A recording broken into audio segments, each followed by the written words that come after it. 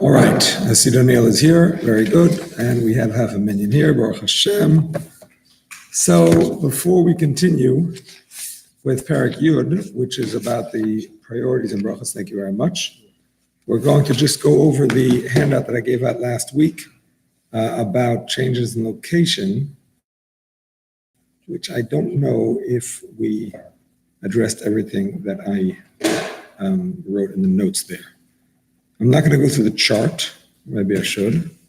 I'm going to go through the chart as well, in case I missed anything over there. Okay, so if you change location in the middle of a bread meal, for Ashkenazim, there is no situation in which you make another bracha. None whatsoever, ever. Now, you're not allowed to change that location in most cases, but nevertheless, if you did change it, you don't have to make a bracha because you are connected to the meal that you started with because you're supposed to go back there. Actually, once we're discussing bread meals, let's just mention the fact that we said you're not supposed to change location in the middle of a bread meal because it needs a bracha to be said in the place where you ate, so therefore you're not supposed to leave. If you did leave already, so you have two options. You could eat in the second location and make a brachas hamazon there, or you could go back to the first location. You're not for Ashkenazim. Okay. If you don't go back and you don't have any food, then you bench where you are. But if you can, you must.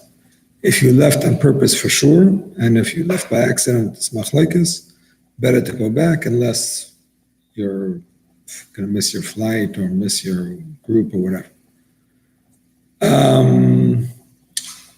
Another option is to have in mind.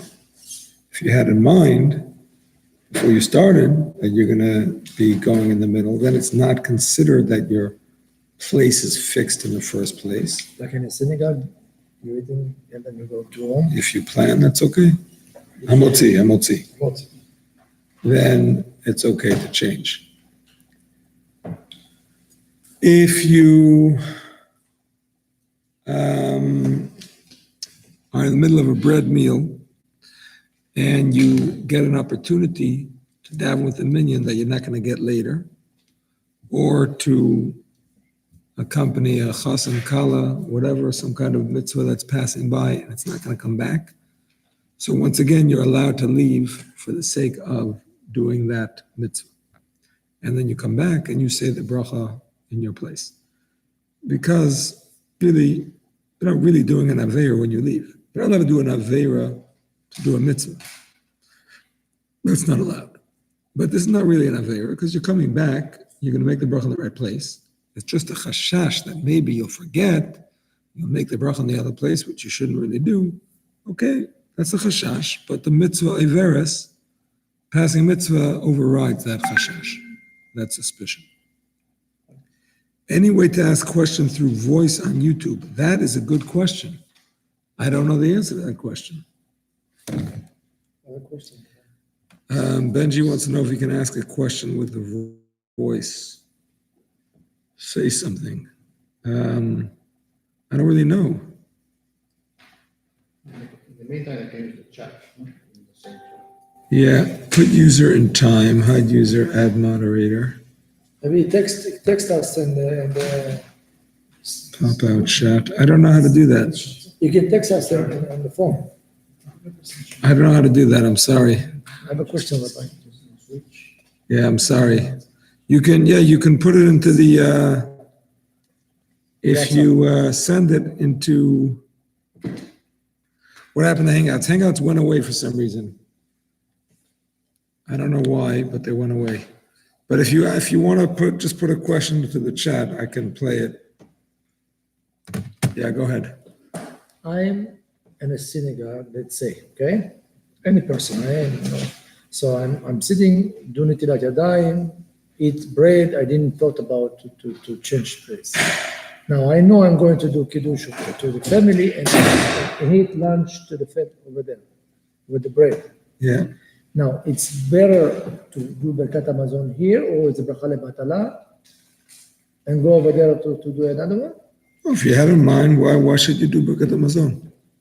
If I don't have in Necessary. mind, If you had in mind, it's better to do Birkat Hamazon, yeah. to Birkat Hamazon and then go over there and again. Yeah, Okay, this is the best. yeah.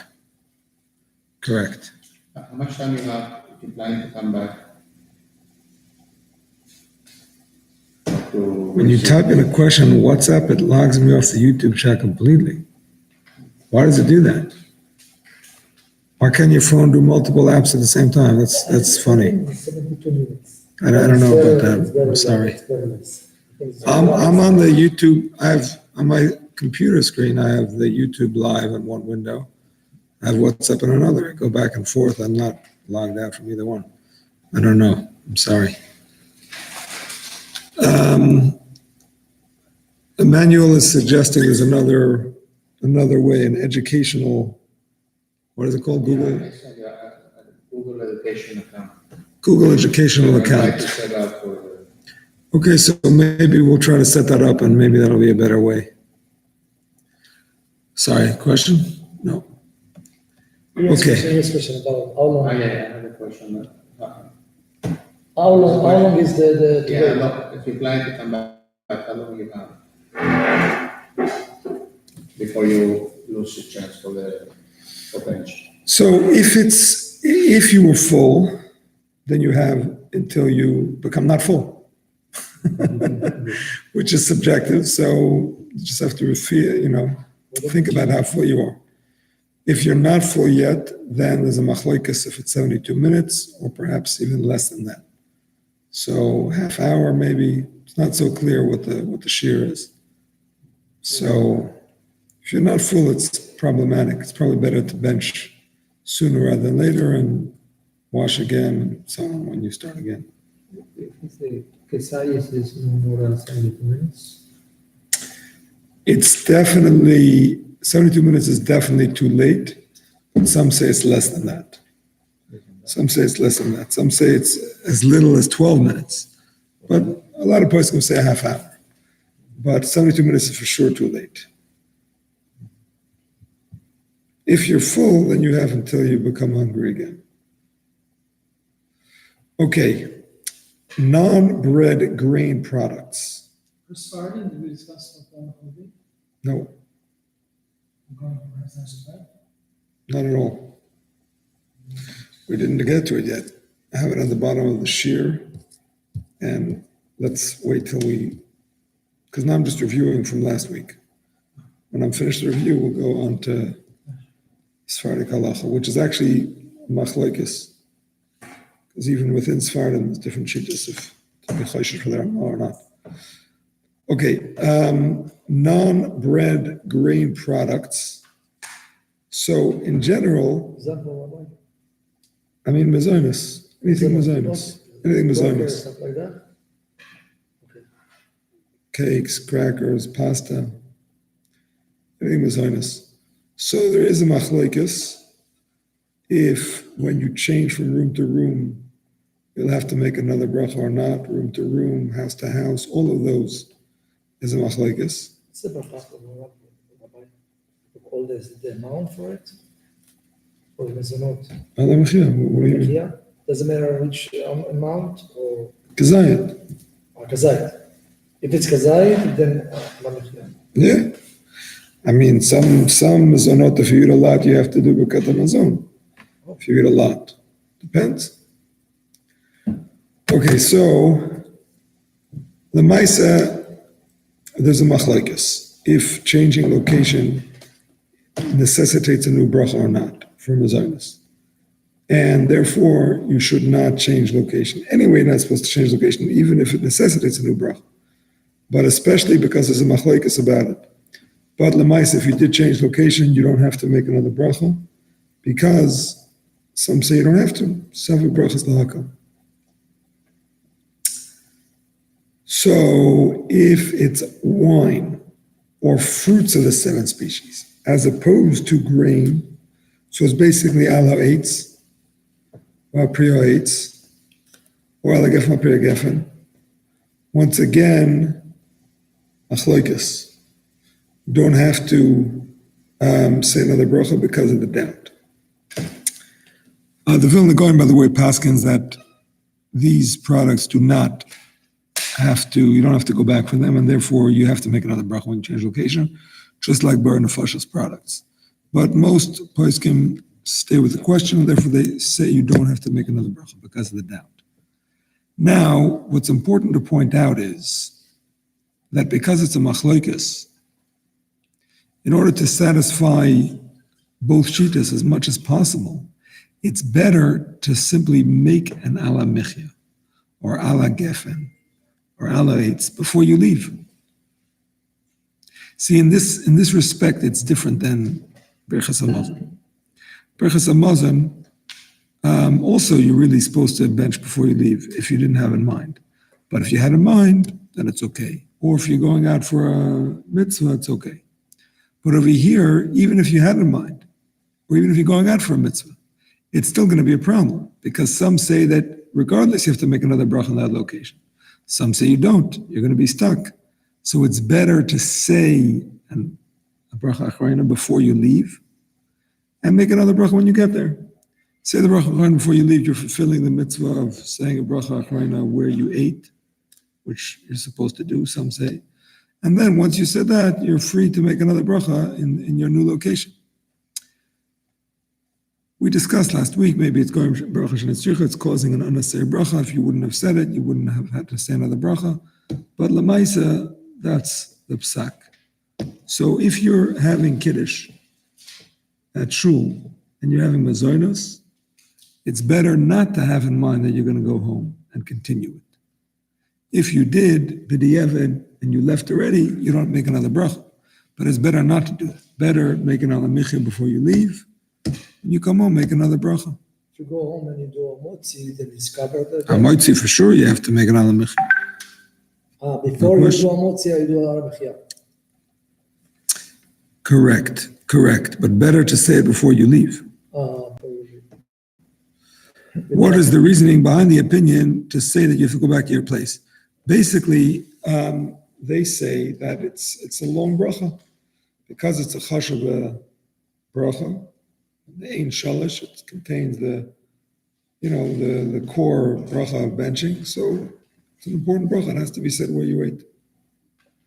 What's the svara of the in-between opinion? That's an interesting question.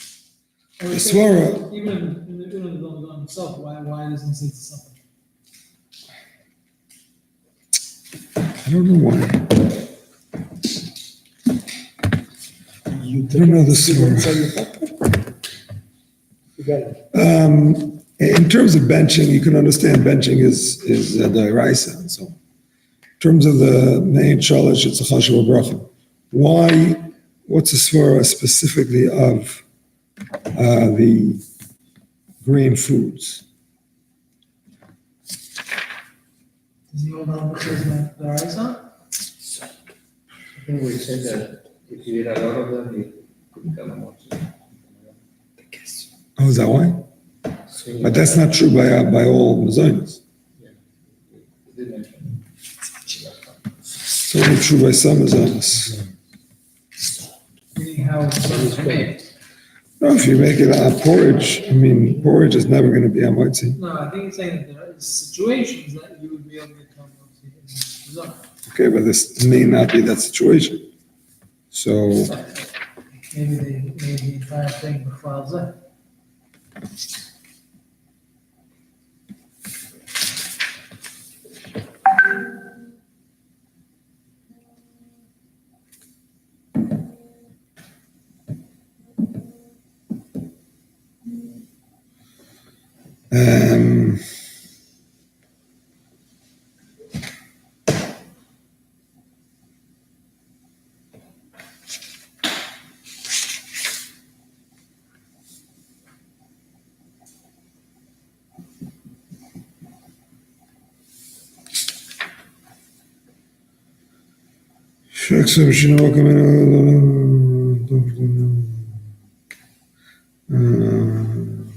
דוחם שצריכים ברכה במקיים.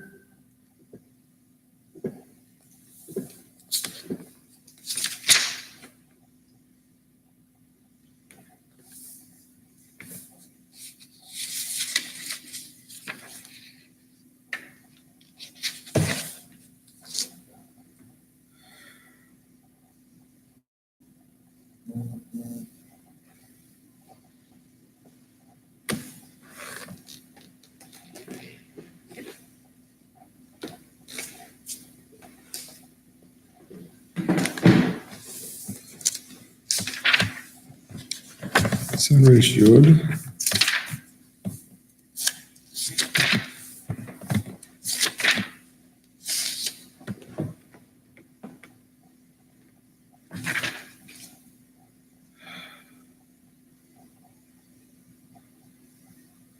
Where's the sugya?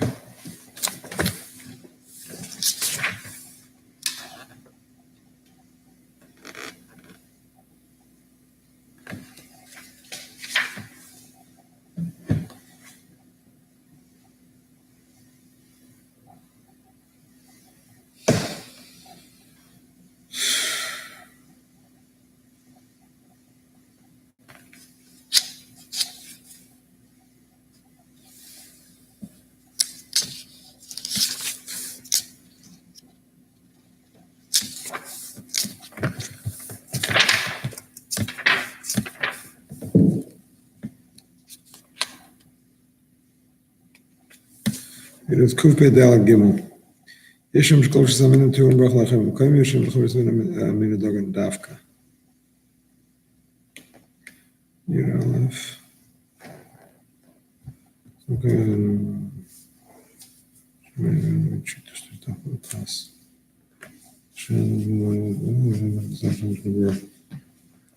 He doesn't explain, and I don't think the Vilna Gaon explains clearly either.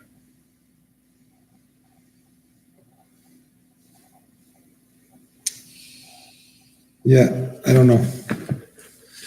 I don't know. Okay, my friends, let's continue.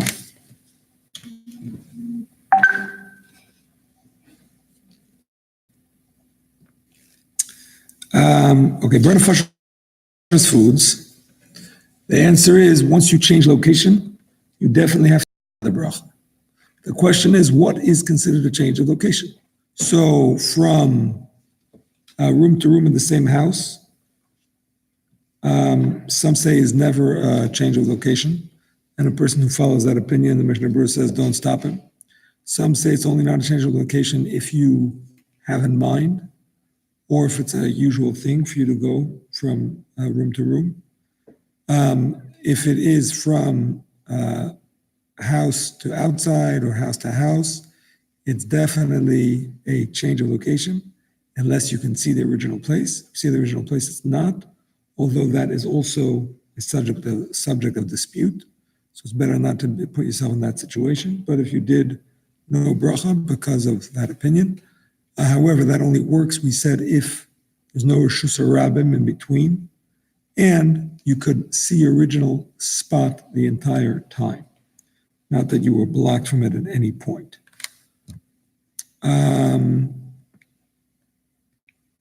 Okay, so we're going to discuss traveling in a minute. Let's just stick with these simple cases.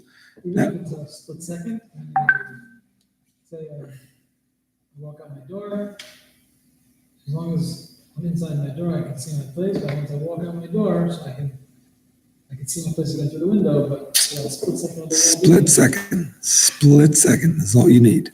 Then I could have seen the place. Oh, you could have. How could you have? You got a wall in front of you. Mirror.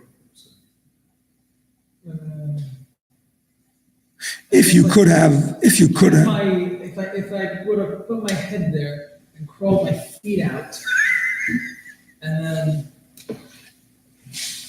If you could have, I think it's good enough. I don't think you actually have to see it. Just because you turned away, I don't think that makes a Give me difference. idea. It'll give me idea, Rabbi, with the mirror. I don't think a mirror helps. Some houses that everything is open. And you can see from the living room. Right. Or the kitchen, you can see the bedroom section. Right. So if the door is open and you have no walls, you could do it. So that's working a lot at video cameras. Let's say you have a camera here, I'm looking at the place, I look up, I'm still looking at the place.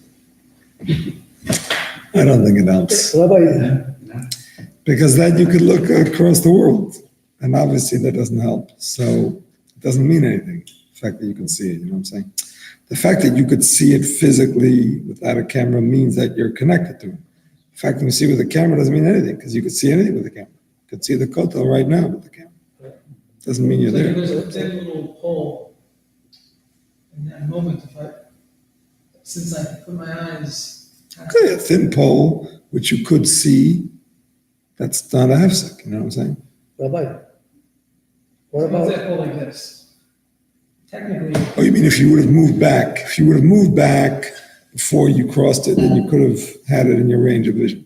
But if you move across the pole right in the beginning, then then you can't see. That's interesting, Shaila. I don't know. Rabbi, this will be also a concern if I can see it like this, and then I turn around like that, it's I don't think it's a hefsek. not, I don't think so. I didn't because see all your it. body is there. I didn't see it discussed, but I don't think it's a hefsek. I don't know if you mentioned this, but on Motzi, in Brachos, the person eats, and it sits, and then decides to go to the kitchen, and then eat something from the kitchen. That can be done, it's possible. If it's a usual thing to do, then it's no problem. If it's not a usual thing to do, it's better not. I mean, by Hamotzi, you're never going to make another bracha. Right. Never. For Ashkenazim. But if it's not usual, it's better not. Rabbi, we're learning a bathroom and kitchen, it doesn't change place. If it's usual to go back and forth, it doesn't count. Usually people go, The kitchen, Right. to sit, Kitchen for sure. and cook, you know. What's the difference between the last two rows? last two rows, It says. eaten in a kriyas and eaten in a group. So here's the thing. The Alter Rebbe has something which I did not see in the other poskim. So I don't know. I'm not saying I disagree with it. I just didn't see it. Alter Rebbe has a category of food eaten in a kriyas, nothing to do with the group. Food that is normally eaten, actually I should say, it doesn't have to do with the group. It's normally eaten in a group. So when you eat it, you usually eat it with a chevra, like a well, coffee. it can't be food that you usually eat while situated. Yeah, well situated. Not that good situated. people. Yeah, could be. Not that good people. You sit, you eat. You don't have it as a snack. It's not a snack food. It's this food that you sit and eat with a kriyus. So that, Alter Rebbe holds, is not going to be a hefsek if you come back to that place. If you eat somewhere else, it's a hefsek. But if you come back to that place, that's not a hefsek because that's where you're expected to be, so to speak. And then there's the bar, I mean, Brachos. Yeah, Oh, we discussed this last week. we discussed it last week. Yeah. And steak, we discussed steak. Exactly. Yeah. And has some vegetables of some sort. Huh? So if you So go, the next row. The next row is even if it's a snack, but if you're eating it as a group, you're sitting around having popcorn. You know, you're watching the Siyum and you're eating popcorn and you go out and you come back, but you left some of the people in the group.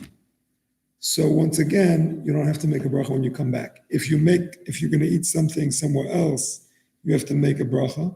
But if you come back to the group, so to speak, holds the place for you, and you don't have to make a bracha. So the kriyas is even without a group, and the group is even without a kriyas. The two independent chidushim according to the halacha.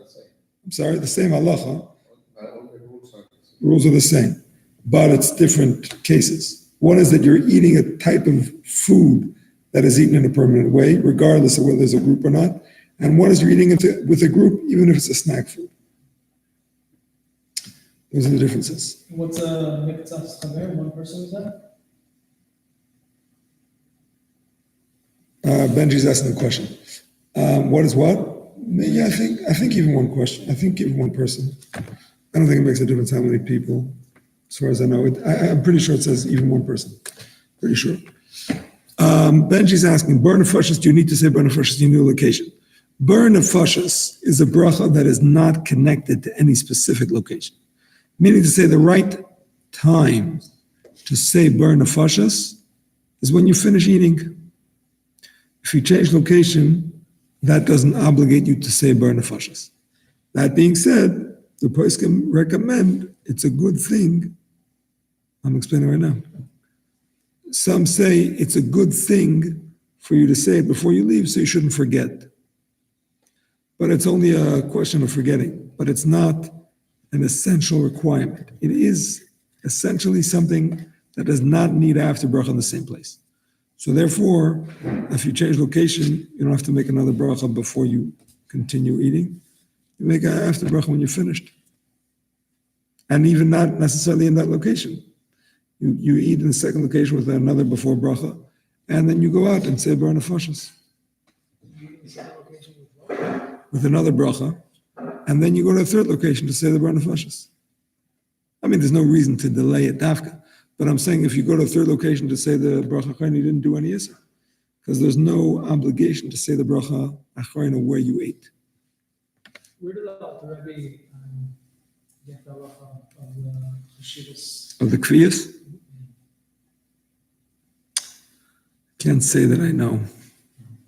Wasn't ma'ayin sufficiently to answer that question. He probably does quote at the bottom, but you could look just like that. What was it? Sorry, that I'm just grabbing your safer. My sources in the line? Yeah. Oh, that one, the sources are better on this one, actually. Chapter 9.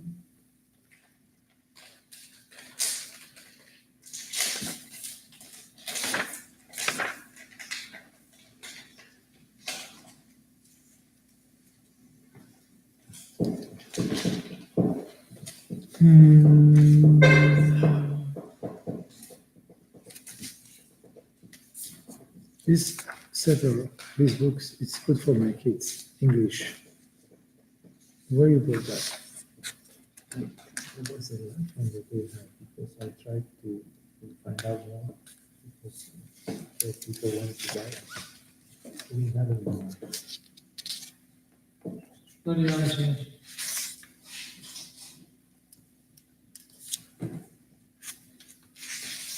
Online, you said. Yes, it's online. Im kava aleim im drum shekviyus and kviyus. Both things. It has to be kava aleim. It has to be that he's eating it in a permanent way, right? It can't be that he's just grabbing a chicken finger and eating it. It has to be sitting down, plate, fork, napkin, cup. So chicken fingers. Rice and That's what I'm saying. no, I'm saying chicken fingers. It has to be that it's, He took a steak and he's walking out of it. okay, that's also not going to help. It has to be two things. It has to be devorim kava aleim ve'im drum shekviyos and kviyos. It has to be he's eating in a permanent way, and it's things that the kviyos is significant because it's a usual thing to have in a kviyos. Sheikh Midrash Elu, yeah. Eating in Kuvir doesn't mean you can be eating alone. Or no? Yeah. What is the, did you bring down the source in the bottom?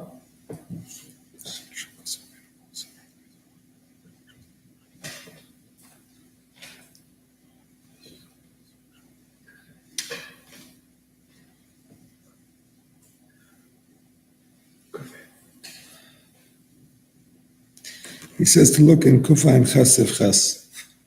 In the Alter Rebbe, Kufa and Ches Ches, and there he has the sources. I'll give it to him. Okay, just back to the chart. I want to just discuss house to house, but started with the intention to walk while eating. So that is the special halacha of travelers. And even though the Alter Rebbe doesn't say it explicitly, but the Achronim, basically all the ones that I've seen, bring this down, the idea that a Hoylech Derech is different. And I mean, Alter Rebbe does bring it down when it gets to pass. He says that's why the reason it's not a problem to change location for pass, because when you started, you had it in mind. But Lamaisa, the Achronim expanded, the Mishnah Berurah clearly says it even applies to bar nefashos foods.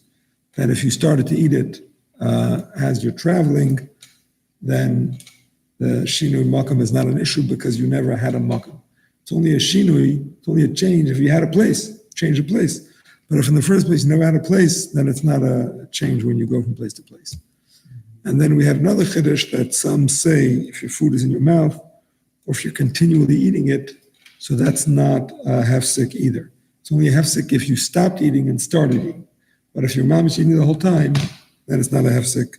That's not so clear in all the achronim. Some achronim hold it, some don't. But that is another point to be made. Okay, so that's just to go over the chart. Let us go over the notes. During a bread meal, I'm just going to read them and I'll stop and explain if you have any questions. One may not leave the chatchila except for a very short time. Oh, this is a chiddush Mishnah Berurah says. Even though you're not allowed to leave in the middle of a bread meal, the whole reason you're not allowed to leave is because you may forget and bench in a new location. If you leave and come back right away, there's no such a chashash. So that's a nice heter. If you have to go out for a second, answer the door, sign for a package, whatever, even mamish out of the house. Mishnah Berurah says you're not doing an isser by going out for a short time. Or for a mitzvah that's time sensitive, we discussed that already. Even brachos made on a snack food during a bread meal, carry over from place to place. This the Alter Rebbe said, and all the other poskim said also, that just like you don't make another bracha on hamoitzi when you change location, you also don't make a bracha on the dessert foods that you ate during the meal from location to location. Meaning to say the kviyas affects even the bracha on those other foods. Right? You made a bracha on fruit during a meal, or fruit, whatever, a bracha, a food that you had to make a bracha on. And then you change location and you want to eat more of that same fruit, you don't have to make a bracha. Even though it's essentially a burn of flesh's food, but because it's being included in the bread meal for the bracha achroina, it's included also in terms of this halacha of changing location. Okay, best not to leave in the middle of a bread meal if planning not to return, even if planning to eat in second location. We said that already. Best not to leave in the middle of a bread meal even if planning to return, as you may forget and bench there without eating. If already changed location, one may eat a small amount and bench there. We said that. If had in mind one may lechatchila change location to finish eating there, we said that also. One may leave in the middle of a bread meal for mitzvah's time is passing, as one intends to return to bench. Must eat a kazayas in order for bracha to carry over. We didn't review this yet. If you expect to start a bread meal and move on to the next place and not make a bracha, you have to have a kazayas. You know how sometimes you want to go on a not camping. You want to go on a day trip. You want to take the kids on a day trip. So rather than have to worry about washing, you say, okay, everybody wash before we leave, have hamoitzi, and we're going to continue the meal at the picnic. Okay, that's fine and good. But you have to bear in mind a few things.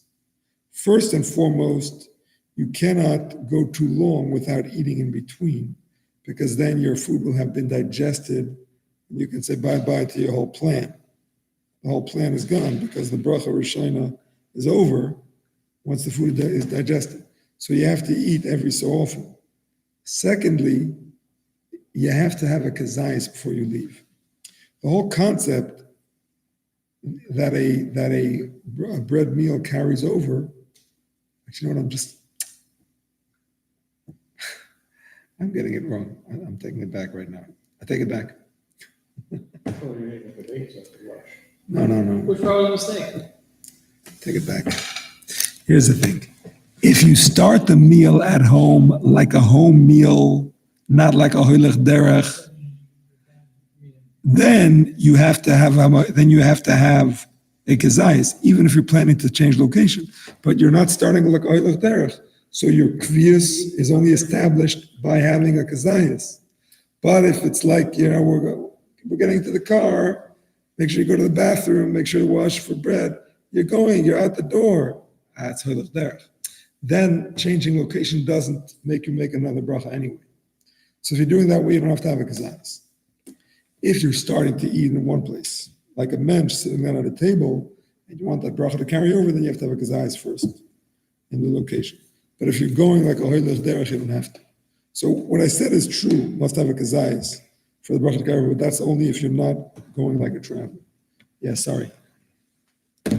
going to add that into the notes. If not going like a traveler. Okay. Best to have in mind if one plans to leave. If one went to shul to daven, one should wash their hands upon returning without a bracha. All right? Milah? If you are middle of eating Okay. and you left to daven, you left to go to daven, Mincha Arvit. mitzvah averis, a time-sensitive mitzvah, exactly. So you don't have to make another bracha when you get back, if it's bread, right? We said that. And you could even go lechatchila. This is all for Ashkenazim. When you get back, the Mishnah Berurah says you have to wash your hands. Unless you were careful not to touch anything else. Last in the Netilat Yadayim? Or No, last? no bracha. And Amotzi? No motzi. Just wash the hand. Wash the hands without a bracha. Okay. And then Unless you were careful not to touch anything. But if you weren't careful, you have to wash without a bracha. you're touching the sefer, so you have to wash the hand. No. Sefer, you have to wash your hands. No? No. Sefer Torah, you have to wash your hands. Oh. Not the Sefer. No, you're going to Mincha and you're touching the sefer and coming back to You have eat. to touch. The Sefer is beautiful. It's clean. Tahor. Yes, but too many people touching it. So what? Okay. No problem. A Sefer Torah, actually. Really? Sefer Torah is You wash Matame it, you Siyadayim. wash it before you touch it? Or you No, don't touch after it you at all? touch it. Sefer Torah is Matame Siyadayim. Oh, The Chacham made a special tumah on a Sefer. that's why I never touch it. That's why nobody touch it. Don't touch it 'cause it's not respectful. The talit or You don't touch it because it's not respectful. Not because it's Matame Yadayim. It's a separate thing. It's not respectful to touch it. But another thing is that it's Matame Yadayim. If you touch a Sefer Torah in the middle of a meal, which is not really going to happen, you would have to wash your hands. Even if you didn't touch anything else, you were careful. what about the You know, Sefer it's Torah? halacha. You know that, yeah? Rabbi, I have a Sefer Torah for kids. It's practical. It's like it's practical in Purim. On Purim, middle of Yesuda, if you touch the Megillah, read it again. People come late, whatever, to wash your hands again. I have two With questions. the bracha? No, I don't think you ever make a bracha in the middle of a meal, even if you go to the bathroom. You don't make a bracha. the Megillah- Even though your mamish have to wash, but you don't make a bracha. The I remember Megillah- someone said it differently. I think it was Kiveger? someone said. I don't know. The Megillah is also for Metame? Yeah, Tanakh. All this frame of Tanakh. What about, I have a Sefer Torah for kids? Like, Regular stuff. No. But all the Torah is available. Can I read from there? In the Betzibur, no. No, but let's say I do mincha. Sure. I do mincha by myself. בבקשה, אין שום בעיה.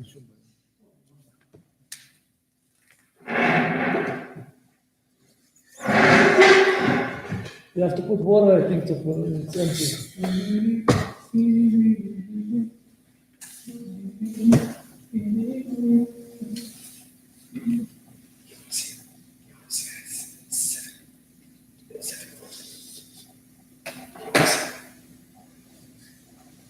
And Moses.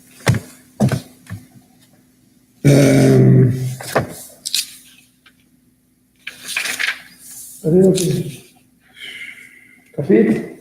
Spoon? I think it's if you went number No two. group. Sure? I think it's if you went number two.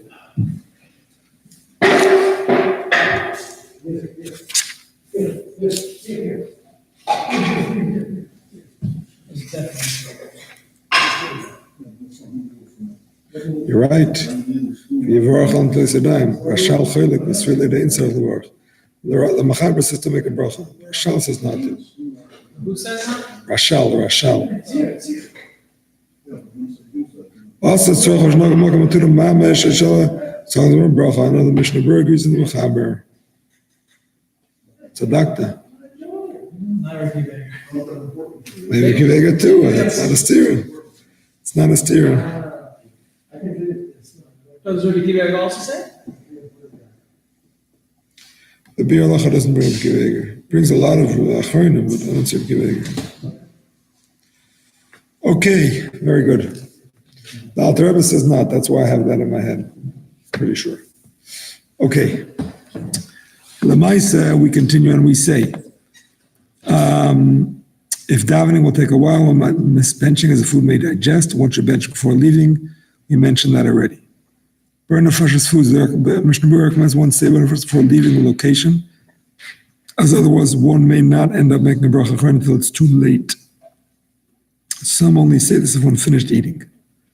So if you're going and you're planning to continue eating, then you don't have to make a bracha achrona because you're not going to forget. You're going to continue eating.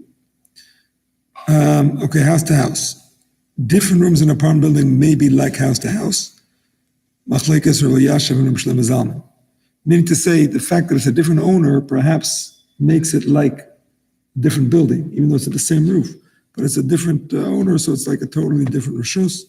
Machlekes. The difference you have in the roof? That's an interesting question. What's the matter?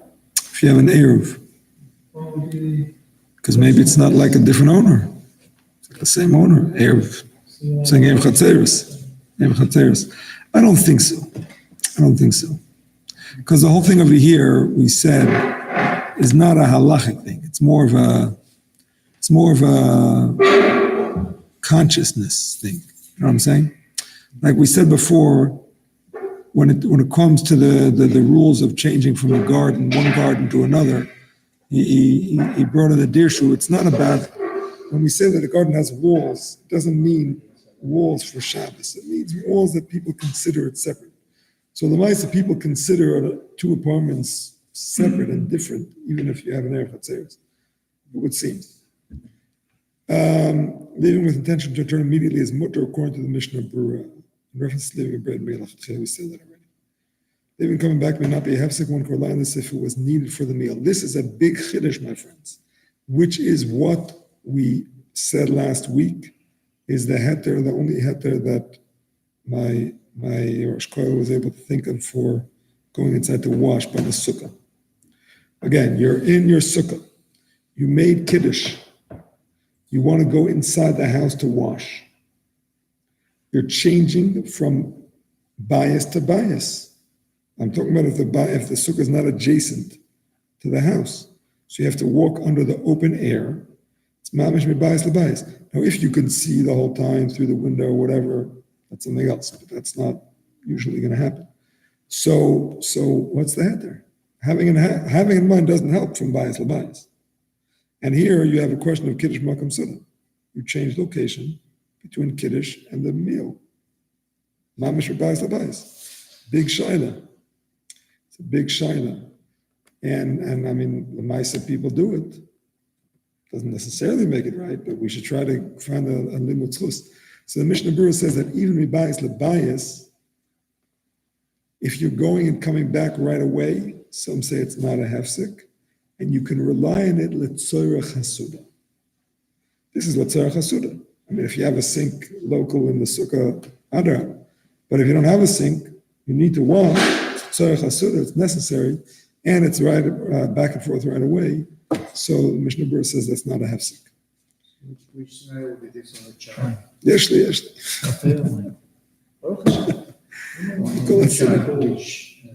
case would this? This would be where it says, burn the freshest foods, or not eaten in the kviyas.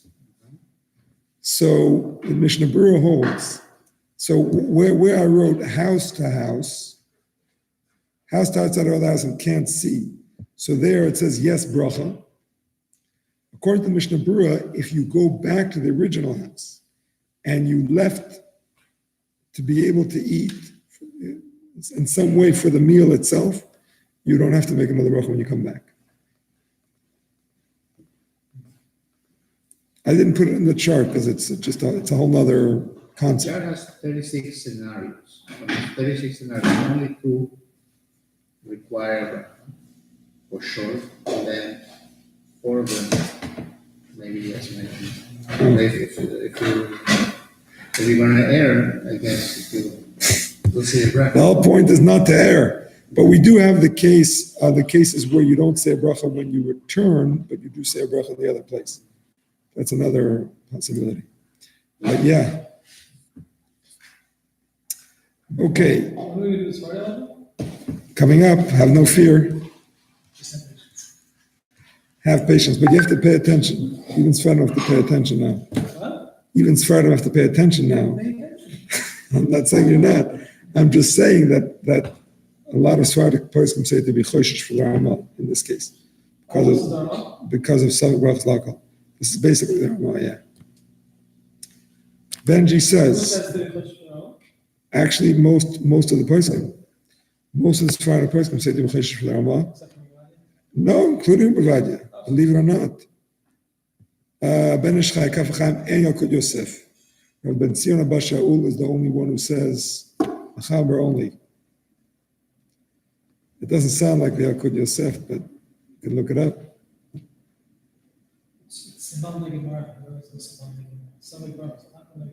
That's what he holds? Always? Okay. There you have it. Let me see what Benji says.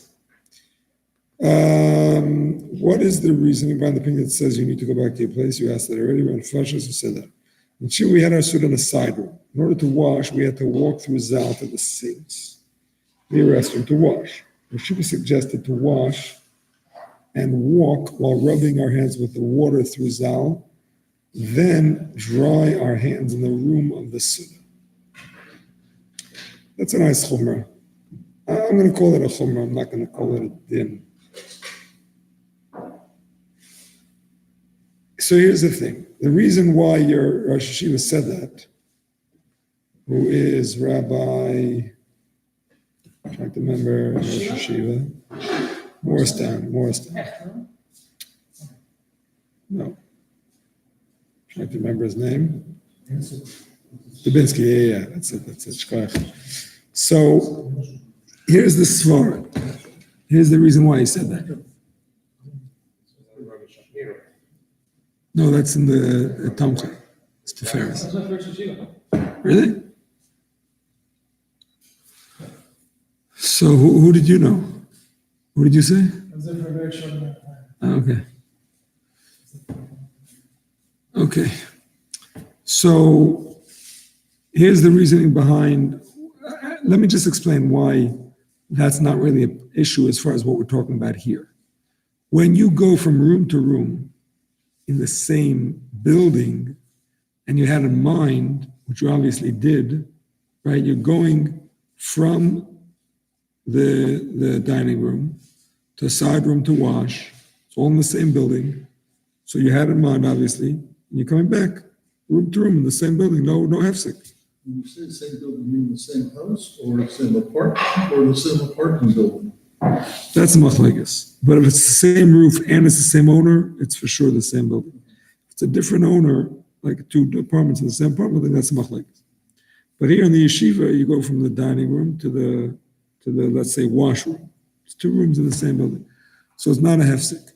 However, what he's saying in terms of not drying your hands so you get back is because of the question of the hefsek for the hand washing. You washed over there, and you're coming back here to eat. So maybe the walking is a hefsek between the hand washing and the eating. So I'm going to say that's a chumrah, because the halachas of a hefsek by the Tila Rishona is not as strict as other things, because some say you're allowed to make a hefsek. It's machlekes. Some say not, some say yes. L'maisa, we're machmer, we don't talk in between. But a lot of Rishonim say you're allowed to talk after the bracha Rishonim. We paskin that you shouldn't talk. Okay, it's a good thing. And it's a nice thing to dry your hands when you get back. But I'm not going to say it's a chiyuv gomer.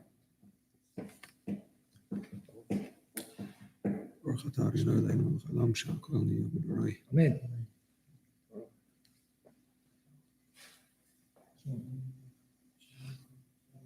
Amen. All right, my friends.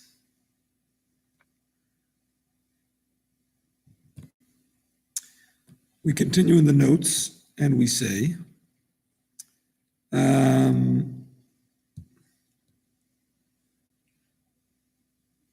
Which services? We're on document that was just sent tonight or something? No. I'm just reviewing what I said last week. I never reviewed it. Changing from room to room. Many Rishonim hold it's not hefsek, even if one didn't have it in mind. And if one who relies on it, and if one relies on it, take out the who, we need not stop him, but better not unless one had in mind or one can see one's original spot. Mishnah Berurah. Oh, we're supposed to have a minion. David Leib is coming with his son.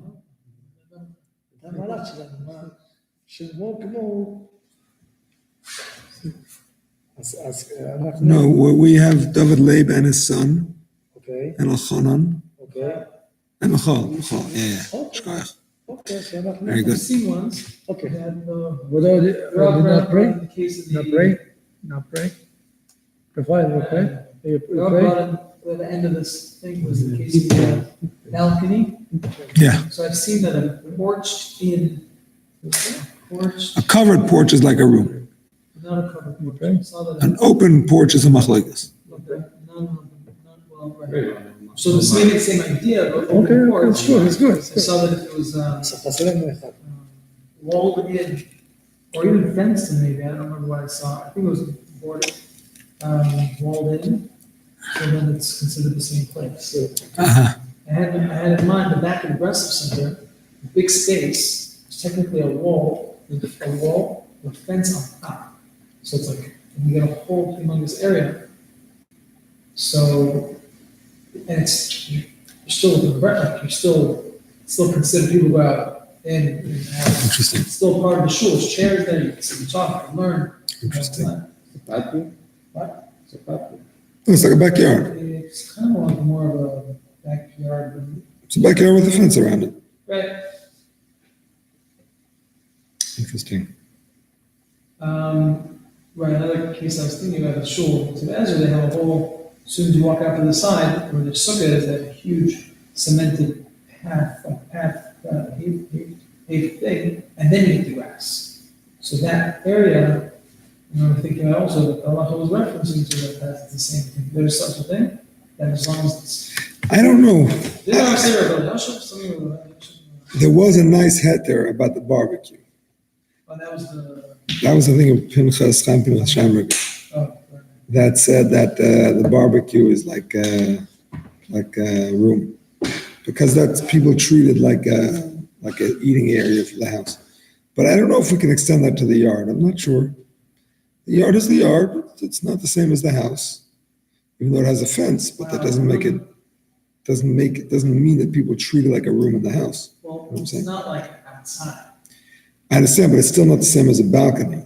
A balcony is not, the only way in is through the house. It's like, it has no separate entity. The backyard, you could come in from the side, you know what I'm saying? It's not much a room. What do you mean? You could come in from the outside? Yeah, there's a swing door. I don't know. Maybe it's not so pushed that it's like a room. I don't know. I didn't look it up. I just saw, whoever is on the side there that quotes it. But it's not, I mean, the Pashas halacha is that a chatzar is a chatzar. So to be mechadish that it's not is a chiddush. Once you close it in. If you close it in, yeah. If you close it in, l'chura. Chatzar of their time was a shared space. So it was definitely not used in the same way as your house because it was shared with your neighbors. You used it for different things, but it wasn't used in the same way as the house was used. And there's a lot more public in the backyard. That's true. The backyard wouldn't be like the most far-fetched. Yeah. I'm just saying, but Right, if it's, the poskim don't say it, I don't want to go ahead and say it, but I don't know. Not true.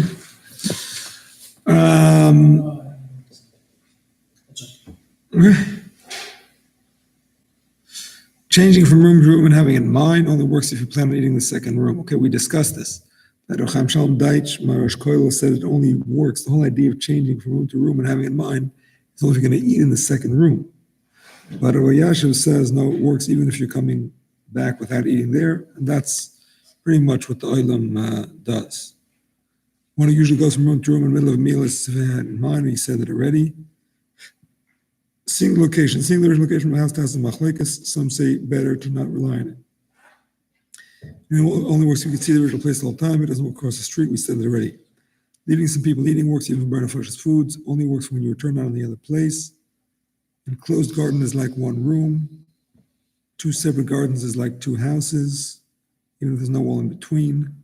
Unenclosed gardens, some say it's like two rooms in one house.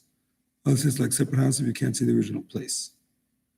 Travelers, the concept that eating while traveling is different is because we never have a fixed place for it in the first place. Want to start eating at home in a regular way is not considered travel, even if they intended to travel in the middle of the meal. This concept applies to fresh foods as well. Eating in a public place that isn't frequent many people is only forbidden for Talmud Chacham. The Rebbe Tumim says that eating in one place in the market is a disgrace for Talmud Chacham. We discussed this all last week. Walking and eating is wrong for everyone because the Mishnah differentiates between eating bread and snack foods. Grain and fruits of Eretz Yisrael Lamais, if one needs to go to another place in the middle of eating these, he should make a bracha achronim before leaving the bracha of the new place. But if one left not saying a bracha achronim, one should not say another bracha rishayna. Otherwise, going past the fruits of Eretz Yisrael and wine are like bread and flesh as foods, and one need not recite the bracha in the same place. But one should be strictly grain foods.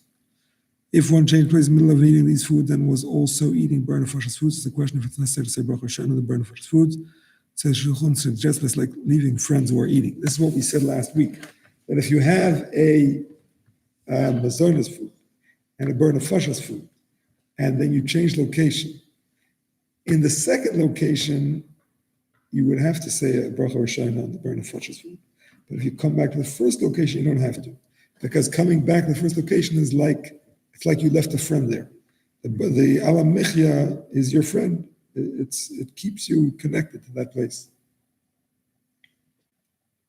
It's a chiddush. Not because of the burn of flesh, not because of the.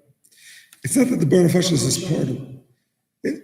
No, because of the bracha achrona. Because you're coming back to a place we have to see the bracha achrona. So when you come back, alam michya. Yeah, I was talking about the fact that you're coming back to the original land. It's not true. The original shahak or davar al eitz. It's not. It's only when you have mazonos along with burnt flushes. Right? Yeah, it's Not important. when you had just burnt flushes. No, that wouldn't help. It's the koach is the main show. Exactly, because that's what keeps you connected to that place. The burn of flesh doesn't make you come back. Alam mechia is simple like the bread. Machlekes. Better to make alam mechia before you leave, because otherwise it's a question when you come back if you have to make another bracha or not. But if you didn't, the Maisa, you don't make another bracha.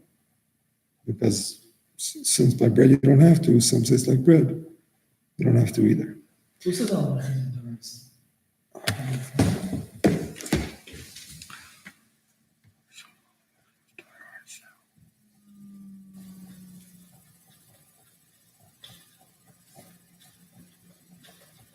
I don't know if there are any opinions that alam mechia specifically is deraisa. There are opinions that all main shalish is deraisa, because they understand that the pasuk, when it says v'achalta v'savata, is going back not just on lechem. Eretz hashalim miskenes techol b'lechem, lo'isech sarkol ba. Eretz hashem b'arazam b'aratach l'chodesh v'achalta v'savata. So the pasuk right before v'achalta v'savata talks about lechem. The pasuk before that says Eretz chitos ha'ira gefen tein avrim and Eretz shemen udvash. So there's a shita in the Gemara, Rabbi Kiva, I think, holds that all main shalish is deraisa. There's even a story that supports that opinion. I like A story in the Gemara says that Yanai killed out all the Chachamim. He was mad at the Chachamim. And his wife, Shlem Tzion, saved her brother, who was Shimon ben Shetach.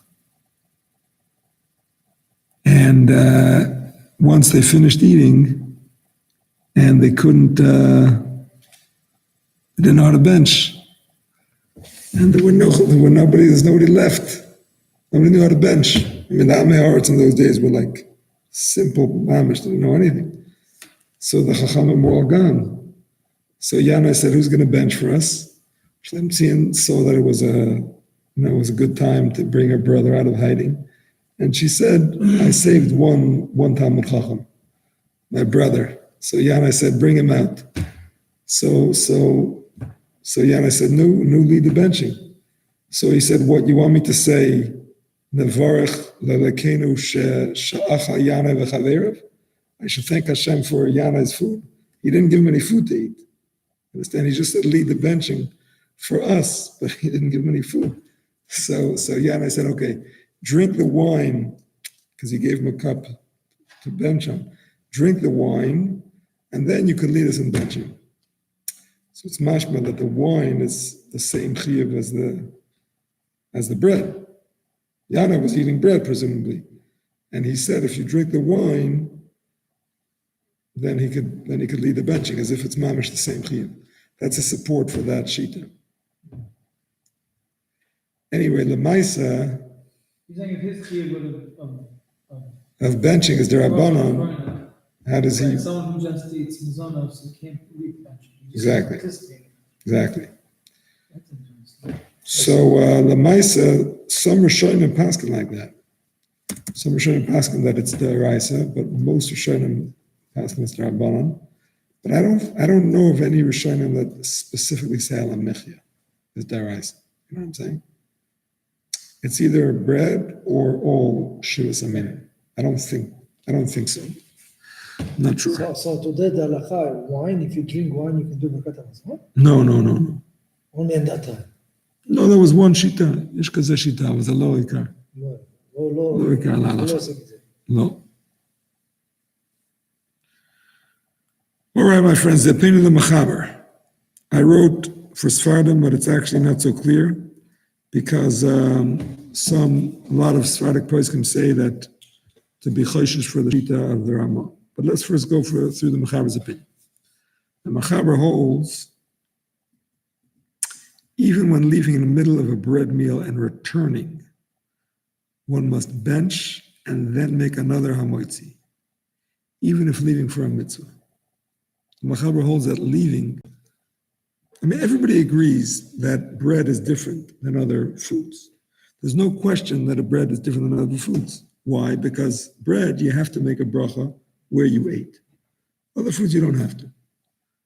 No question about that. However, the Mechaber holds that the fact that you have to make a bracha achroina where you ate does not help you not have to make a bracha achroina. On the contrary, he says you have to make a bracha achroina before you can even make the next bracha rishon. If you're leaving, you have to make a bracha achroina before you leave, even if you're going to be allowed to leave. Be allowed to leave, right? What's happening if I'm What's that? You're going to be allowed to leave. You're going for a mitzvah. You have to first make a bracha achroina. When you come back, you make a bracha rishona. Also, if you have no time to do the Birkat Hamazon because they're waiting for you for the mitzvah, and if you don't be there right now. So then when you come back, you make a bracha achroina, and then make a moitzi. Okay. You cannot continue. Bench, and then another hamoitzi. Also, Birkat Hamazon or something? If you ran out to do a mitzvah, and you didn't get a chance to bench before you left, when you come back, you bench, and then you make another hamoitzi. Rabbi, if also According to Mechaber, yeah. Rabbi, what's happening if you don't go back? You can do over there. You don't want to go over. You go to the mitzvah, and then you know what? You have to continue. If you eat there, you can bench there, yeah. So it's better to eat there. But Yeah. if you don't have any food, You have to go back. you have to go back. Go back. That's the Rama also. Everybody agrees. If you don't eat in the second place, you have to go back to bench. So there, you grab a piece of bread before you go to the mitzvah. Yeah, you could. If you don't want to come back, you could, yeah. Huh? Yeah, that's the Mechaber's psak. You necessarily have to be eating on your way to bread, or just keep it until you get to the place and then. You don't have to eat on the way. Especially if Talmud Chacham, you're not allowed to eat on the way. Yeah, you said that. No, maybe. You don't have to, do- Right. you don't have to, not necessary. I mean, no, you're going to the mitzvah. Right, but you're driving. You finish the mitzvah. Right there, you eat and then you do it. You are motzi, No, no, grab no. a piece of bread, and then you are driving. While you are driving, maybe you are eating. This is And then different. That's the when one. you get over there to your place, then you do the mitzvah, and then since you be eating on the way the bread, then you can do Birkat Hamazon. You just give me some question, Rabbi. You have a motzi, you're eating, and then you need to go to Miami Rush, and you still have half of the sandwich. Can you go in a car and continue driving and finish the half sandwich and do the Birkat Hamazon in the car? Not lechatchila. בדיעבד? If you did already, then yes. If you left already and you have the sandwich with you, you can eat it there and you can bench there without going back. But in the first place, you shouldn't have left. You shouldn't stay. Yeah. So here's the thing. If you're leaving somebody behind, if you're going to do a mitzvah and you're leaving part of the group behind, some people are going to go and some are going to stay. Kids, anything. Family, kids, friends, whatever, then you don't have to make the bracha acharina or the bracha rishon. That's one case where the Machaber and the Ramah will agree. Again, you're not supposed to leave if it's not for a dvar mitzvah. But if it's for a dvar mitzvah, you're allowed to leave. And even if you left without permission, you shouldn't have gone, but you did. If you left other people there, then when you come back, you don't have to make a bracha acharina or rishona, because the people there keep your kriyus for you, and therefore it's considered a continuation when you get back. Yeah. Children, I'm not sure.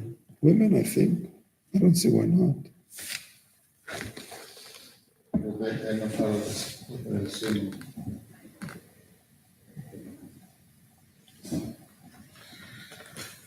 I don't have a proof, but I assume so.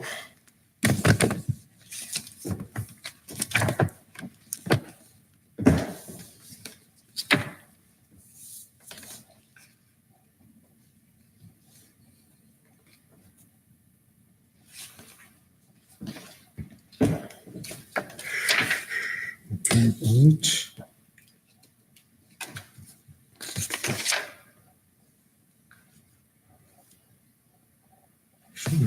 out.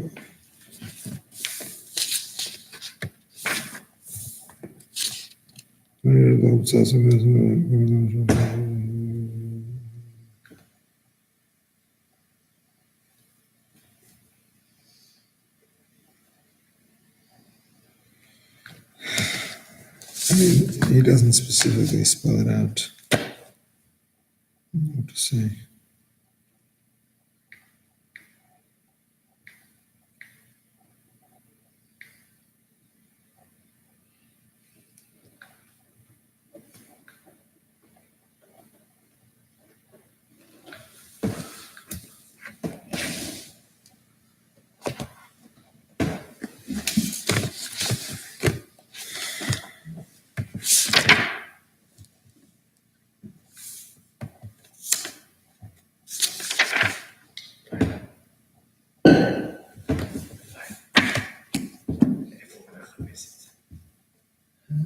איפה הוא מחפש את הספר?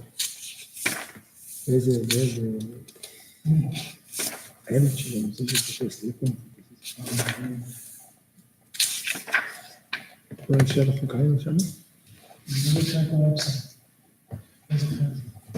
רבי, מה את הוובסייט של הספר שיש לו? וובסייט. אין את זה. אין את זה. זהו, אחד רק. מה זאת אומרת לך? איפה קונים את זה? אי אפשר לקנות. אי אפשר. אז זלמן השוק. אז יש משהו דומה? למה? יש את האדמו"ר הזקן, מה שאמר לך. בעברית. בעברית? אני עושה באנגלית של הילדים. לא יודע. By the way, Rafal, even though I wasn't looking for this, but here you have it in Rabbi Bodner's Sefer. Enclosed outdoors areas such as fenced-in backyards, gardens, or pool areas have essentially similar as buildings with regard to exiting after making a bracha. Thus, if one started eating in his fenced-in backyard and then exited, his eating session is terminated. When he resumes eating, a new bracha is required. The rules which govern a change from one building to another are applicable to a change from one enclosed yard to another. Actually, it doesn't talk about going into the house. I saw the video set right, so if Yeah. you're in a hotel or an apartment building, going from one to the next is not right. Mhm. So maybe something. Okay. So maybe, if he's saying that we would, saying the laws regarding making a bracha from building to building, or on apartment, right, apply, and that's it over there in the negative. But technically, in my case, it would be a positive. You wouldn't make a bracha. Oh, if it's hotel to hotel room, apartment to apartment is all under one roof. This isn't a roof. That's the difference. But he's comparing I thought he was comparing the inside of the house to the backyard, and backyard to inside of the house. What's he saying? It's like a separate building. He's saying it's a separate building. And if you go from one backyard to another, then it's over. Backyard to another backyard? Yeah, He's not discussing the backyard of the house. no, That's strange. that is strange.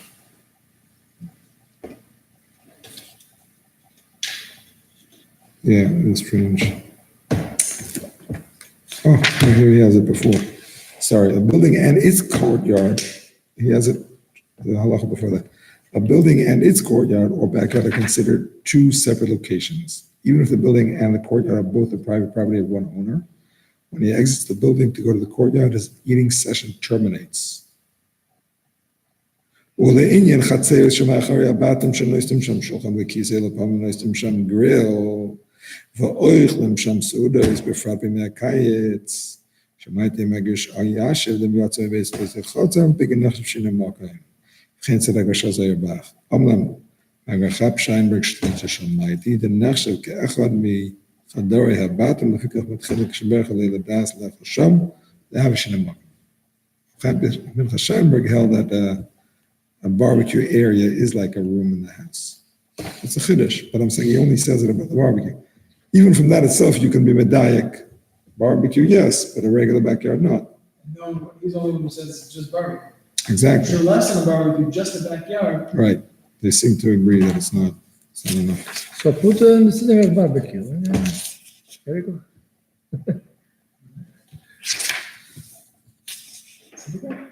שים ברבקיו על זה, וזה כנראה שזה ייחשב ברבקיו, שתוכל לעשות מה שאתה רוצה. what's the difference if it's a But the curious barbecue or thing- if it's just a table and chairs? And you eat that? No difference.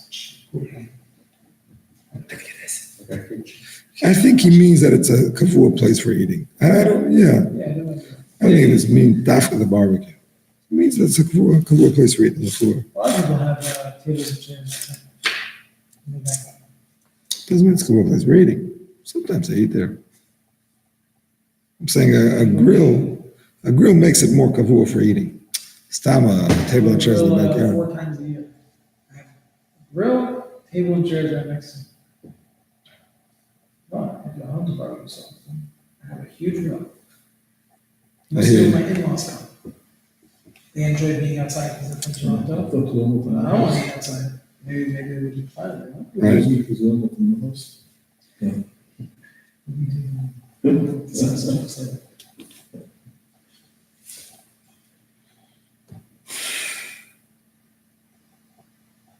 Okay, I don't really see any difference here between men and women. So I'm going to assume that women are the same in terms of keeping your place, right? Keeping your place. Children, I don't know. I don't know. He definitely says an infant doesn't help. A child could be, I'm not sure. Okay. Leaving some people behind works even for bar and fashas foods. Some say only for bread. Let's see. Difference between the Sephardic poskim on that. If one left in the middle of Brachos Fashas food and wants to continue eating somewhere else, one needs to make a bracha achroina and then rishayna. Another difference. Shamata?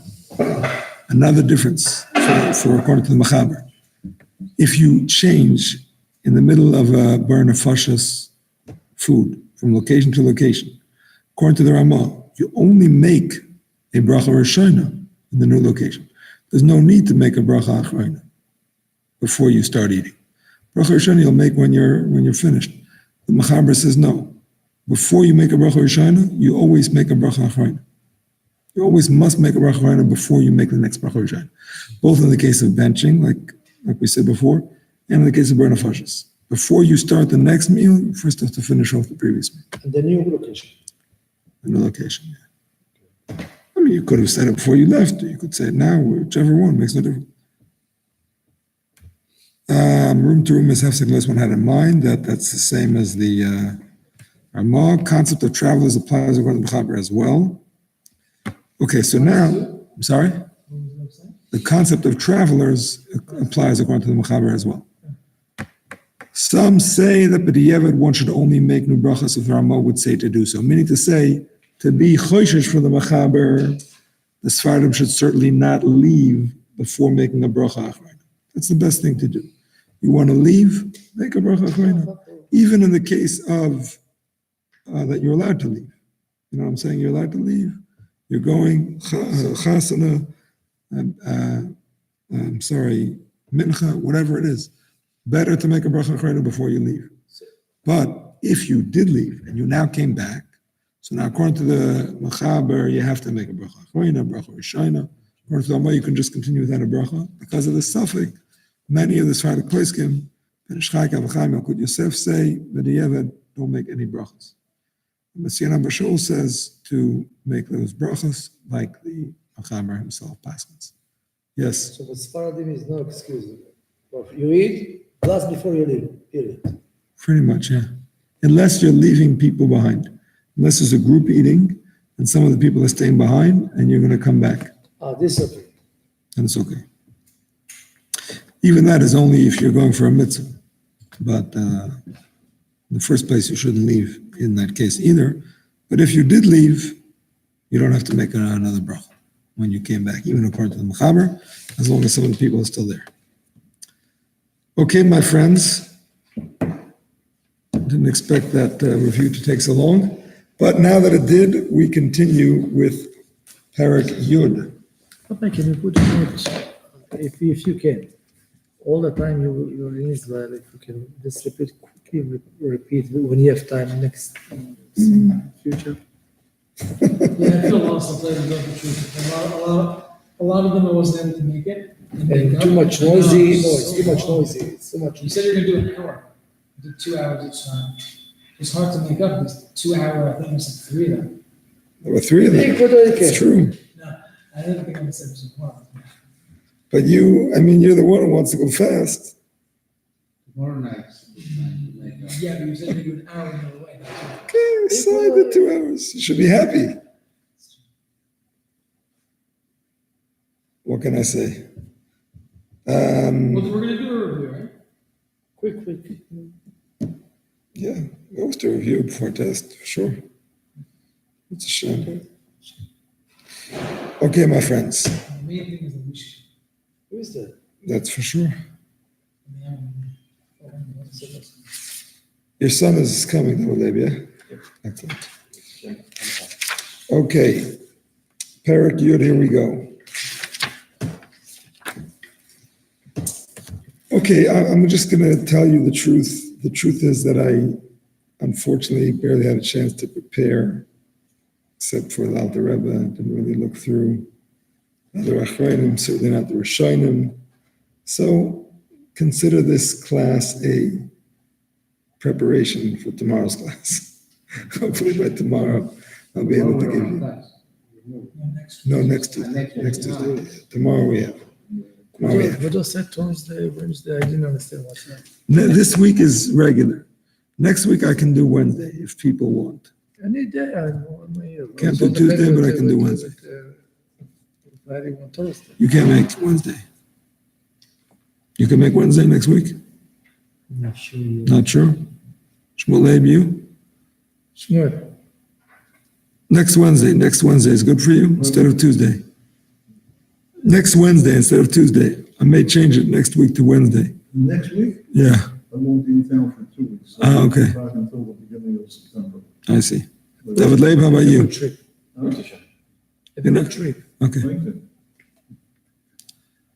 So I also have to find out if there's a room available here, actually, because they have Lighthouse here on Wednesday nights. To find out. Yeah, they're just sharing. I don't know if they're just sharing that. Okay, here we go. Heviu lefanov, if they brought in front of him, we're learning, by the way, now about kedima bebrachos, din kedima bebrachos. What is the priority in terms of brachos? What is the correct order in terms of brachos? Heviu lefanov lechel chatichas shel pas upas shleima. If they brought in front of him to eat, cut bread and whole bread. Mitzvah nemucha levarach ala shleima. The mitzvah, the best mitzvah is to make a bracha on the complete bread. Which is why, by the way, even during the week, if you have a whole loaf, you shouldn't cut it up into pieces before you make the bracha. It's a mitzvah to make a bracha on the whole loaf. You should start cutting it, but not cut it all the way through, because you want it to be a whole loaf. Yes. Let's say I have a challah and I cut a nice slice. So now I finished the bench and everything, and I have left about 6 slices. Now, next meal, I can take 2 slices and blossom them, or it's better one piece, one challah. Lechem Mishnah you need. Lechem On Mishnah. Shabbat, you need Lechem Mishnah. It's a 2 challah. complete chalot. Two complete challah. Yeah. I cannot take one challah and one Slice? slice. What about small roll? Sudah Shlishit yesh machloket. Sudah Shlishit, some say you only need one bread. One bread. Machloket. What about small Better roll? to have 2. Some say. Small roll, That's fine, fine, because it's full. It's Yeah. select. for sure. Okay. Anyone tells you, I think I've seen it before, but I don't remember. You need a lechem mishnah from Malamalka. Lechem Mishnah. Never heard? Okay. Never heard. I don't know. Okay, So if you got the whole loaf and piece, you're not gonna eat the whole loaf, or not even, you're not gonna eat more than a piece. You just go around a piece, that's it. during the week or on Shabbos? No, for the loaf. During the week, for sure. You don't have to eat the bigger one. This is during the week. What about in Shabbat? This is the only You one. don't have to eat the whole loaf. It's a question if you're going to make the bracha on one or the other, but you're planning to eat both. You're supposed to make the bracha on the whole one. But if you're only planning to eat the cut one, you don't have to make a bracha on the whole one. Just Okay, but you have the loaf in front of you, the big loaf, so where you put it away. no. If you're not planning to eat it, you don't have to put it away. The whole thing is if you're planning to eat both, you have to make a bracha on the big one, What's on the whole one, on the whole one. On Shabbat, you got only that slice, let's say left. If you have nothing else, you can eat it. Then you put it on the other. Yeah. Okay. ואפילו פס קיבור וקטנה, והחתיכס פס נקי וגדולה מהשתימה, הוא שהכל ממנה. If they're all the same species, right? We're going to see later if they're different species. But if they're the same species, it's all wheat. It's all wheat. And you have one that is complete. And the other one has other milas. For example, it's bigger, because we're going to see later bigger is better in terms of brachos. We're also going to see later that whiter is better. White bread is considered better quality. How did they get white bread? Really? They sifted it. I thought They sifted it. And they got out the coarse flour. לחם שחור זה יותר בריא שמעתי. יותר בריא, אבל יותר טעים. לחם לבן זה יותר טעים. נכון, אבל יותר בריא שחור, ככה כן. שמעתי. כן, נכון. Nowadays, the white bread that we have is not because they sifted it, is it? I think they do more than just sift it. I think they bleach it now. Yeah. They used to just sift it. Is it the same type of thing, just one's bleached, one's not? It's probably both. They probably also sifted. I imagine they also sifted. Yeah. Yeah. So So white bread and whole wheat. The Ma'aser is a machlokes achronim about whole wheat today. Some say whole wheat is better than white bread because people like it more, it's healthier. And therefore that's dafka more chashuv. Some say no, since Chazal said white is more chashuv, it's still more chashuv. And it's taka tastier, but people eat the other one because it's healthier, but it has the ma'alev taste. So they say to stick with the white. So what if someone doesn't touch the white? He doesn't Doesn't want have to eat it. This whole thing is if he's going to eat both, question is what to make the bracha. Oh, You know He's what not- does?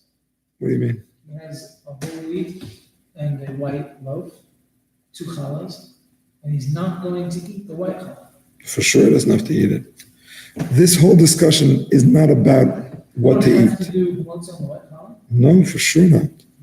You only have to say hamotzi on it if you're going to eat it, then the white comes before the whole wheat, according to the simple halacha.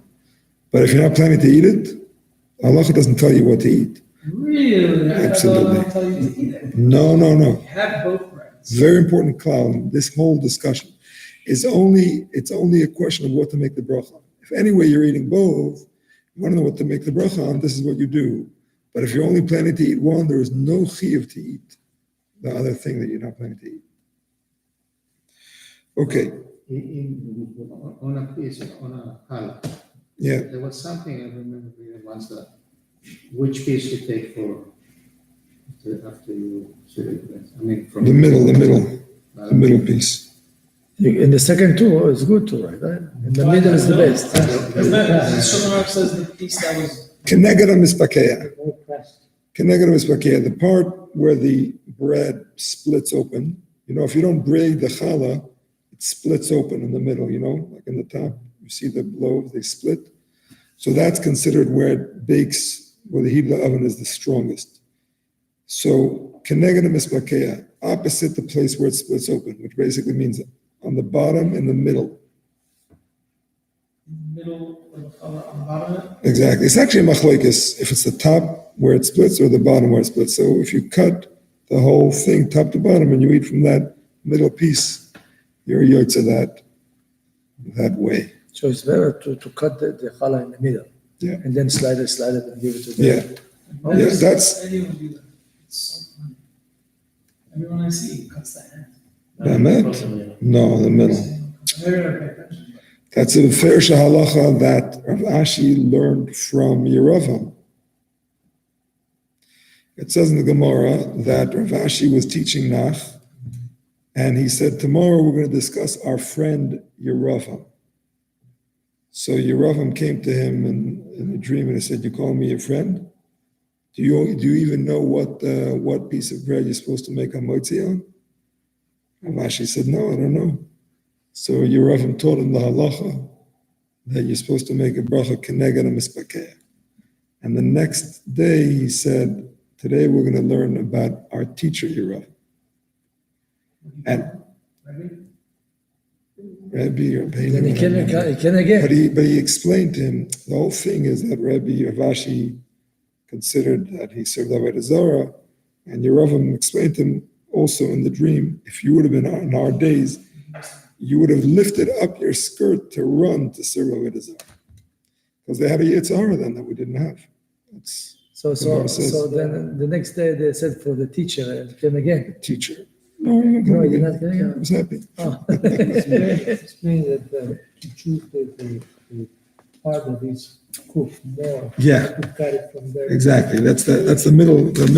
That's so funny because that's what I remember from the Shulchan Aruch. Shulchan Aruch doesn't, I don't think it says what Aruch saying, that part where it splits. I think it says the part where it's cooked the most. That's where it Always is. thought that's the ends. The ends are the hardest. The beginning tops the.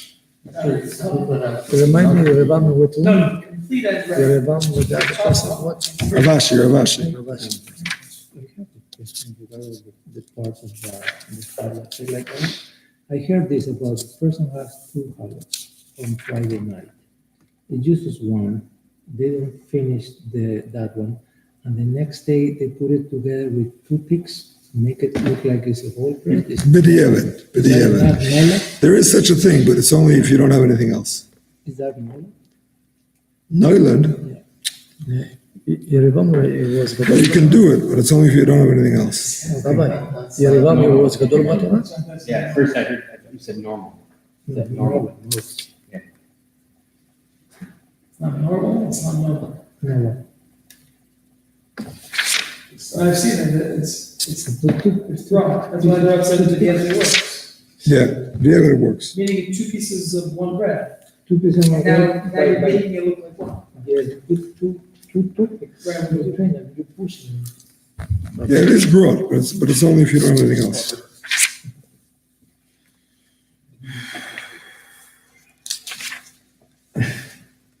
Oh, here it is. ויצא בפס מקום שנפה היטב, ובפס תידן יש יוצא בצד הפס, יחד תחמן בצד העליון והתחתון. Or you said שבצד מקום שמס לפס לקרום לספשל, which is really בצד העליון. נגד אמיותר יש בצד התחתון, יש דין לכם להכבס התחתון, לא רוצה להכבס בצד העליון והתחתון, זה בשני. A little too quick for me to follow.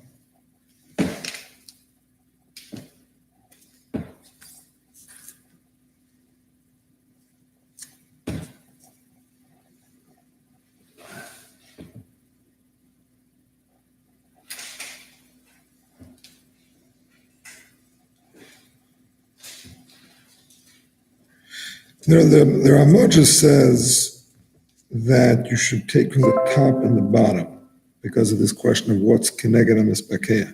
Does it mean where it splits or does it mean opposite where it splits? But he doesn't actually say the middle of the bread. It can be any place then? Beside the end, I know. I think there's one place that's notable more cooked than you go for.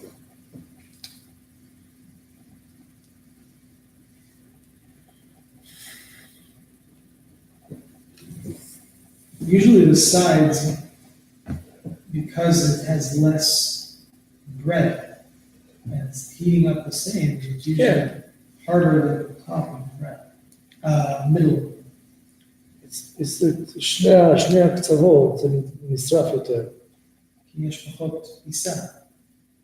כן, זה הולך ככה. אז אני חותך את הראש שלו. אז מה? כן, ואז אחר כך אני הרב אומר אולי לא, אבל טוב באמצע. הוא עכשיו אומר, זה לא אומר באמצע. אני לא אכפת לי לשנות באמצע. It could be that certain organs will be, have more heat on the center. Right, to the top. So it's a yesh omer that the Mishnah brings down. It's actually the lashon of the Gemara, so I'm not sure what's on the yesh omer. Yesh omer shetov sheyachtav b'tzad shu keneged tzad hamispakeh. On the side opposite where it splits. If you make a challah, it doesn't split because it's braided already. But if you have a loaf, you know how it splits in the middle. So I'm saying if you can buy them in the. Never seen I've never seen just bread without slicing. I'm just saying in Israel you can buy them. You buy like a whole loaf, whatever. Even today, Zach's bread. I've never seen a part of the milk broken. No, it splits open. It Splits. You can see it splits. I Not smooth. understand what I'm saying. I've never seen it. Anyway, he says yesh oimrim. יש אומרים שטוב שיחטף בצד שהוא כנגד צד המספקיה. כי בזה הצד הסחיל לפוס ונדחקו איסת שמספקיה הצד שכנגד. That's where it starts to bake first. That's why it splits open, because that's where the heat is the strongest. On the side of that top. On the side of that top. From top to bottom. The Rambam says top to bottom. Top to bottom on the side of where it splits. Basically, to take a slice from the middle. $27, אבל. אם יש את זה, בבקשה.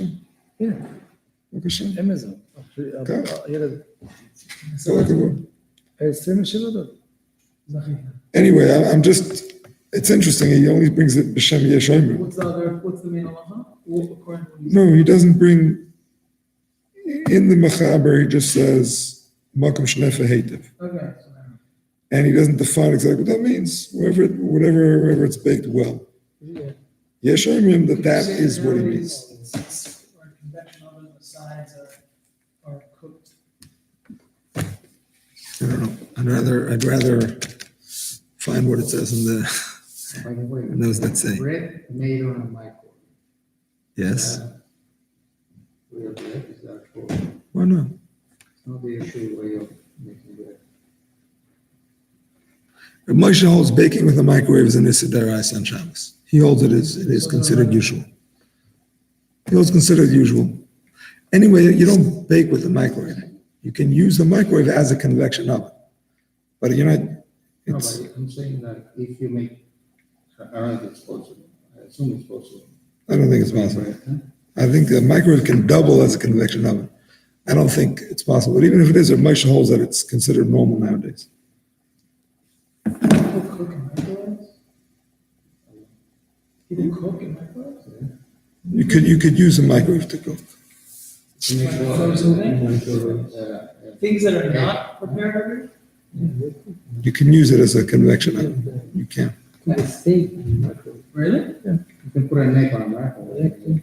Yeah. You know, It looks like it. I mean, you can open it and put it on a little thing and you get a Potato, fried egg. you can cook potatoes. Okay, Rabbi Isaac, let's continue. Potato might be good. For potato is the best. Make potato, it's nothing like make potato from a microwave. 7 minutes, no? It's delicious. Let's continue. I'm excited. Like this. What kind of thing? Let's continue. It's interesting. Speaking of breads, so I just came across, the Ezekiel bread that they sell. It's like a gansa gadula, like a healthy bread. Because in Yecheskel, it describes a certain bread. It's like the worst of whatever. Exactly, and it has all these different grains. The whole point of that, Nevu Hashem told him to eat that bread because it was made of inferior grains. Because Yecheskel was told that for the number of days that the Jews were going to be in the siege in Yerushalayim, he should eat this inferior bread to symbolize the Jews who had barely any food. And he was only allowed to eat a certain amount of it to symbolize that the Jews were starving. He was only allowed to drink a certain amount of water to symbolize they didn't have enough water. So they're touting it like this healthy bread. The whole point is that they were starving, unfortunately, at that time, and he was symbolically eating like a starving man's bread. Anyway, Compared to everything else that we have today, probably that's better. that could be anyway, but it's not a proof from there. Oh, one left. That's all you need. The main question is what problem, right? The main question. The big enough for me for that bread, what problem? Yeah, that's a question of the baking, whatever. That's not about the. Since we're on a tangent. The Rebbe wants healthy bread. The most healthiest bread you can ever have is a place called Joseph's Organic Bakery on West Dixie Highway. It's two guys, a father and a son. I heard of it. Yeah, so it's very expensive, but if the Rebbe wants the most healthiest, I heard of it. purest bread, yeah. The baked goods are under Simpson. Okay. Avla Mashlemas Masorim. Vachaticha is Mechita. We're in Halacha Aleph of Perikut. If the complete bread is barley and the pieces are wheat, Afili Prusakatana, even if it's a small piece, he could have the hamotzi, the wheat comes first. In the pasuk, wheat comes before barley, and that's a clear pasuk. So that overrides the fact that the barley bread is whole. Yerei Shamayim will fulfill both. He puts the broken piece inside the whole piece, not literally inside. You can't put it inside, but he means he puts it one on top of the other, and you make a bracha on both of them together. Because the Seder is also one of the Shivas Aminim. It's also mentioned in the pasuk, and it's complete. So that way you get both milas. You get the mila of the chita, which is mentioned first, and the mila, the quality of the complete one, which is the barley one in this case. But if the complete loaf is shifain, which is spelt, did I get that right? Spelt or rye? How does he- Right, Rye? yes. Okay, shkoyach. Even though it's considered a type of barley, because it's not mentioned explicitly in the pasuk, you don't have to include it. So if you have a complete spelt and a broken wheat, you just make on the wheat. You don't have to hold the spelt at all. Okay, so far in Halacha Aleph, we learn that there is an advantage to a whole loaf over a broken loaf. There's an advantage to wheat over barley. The wheat over barley is more important than the whole over broken, but it's better to take both if you have a conflict between them.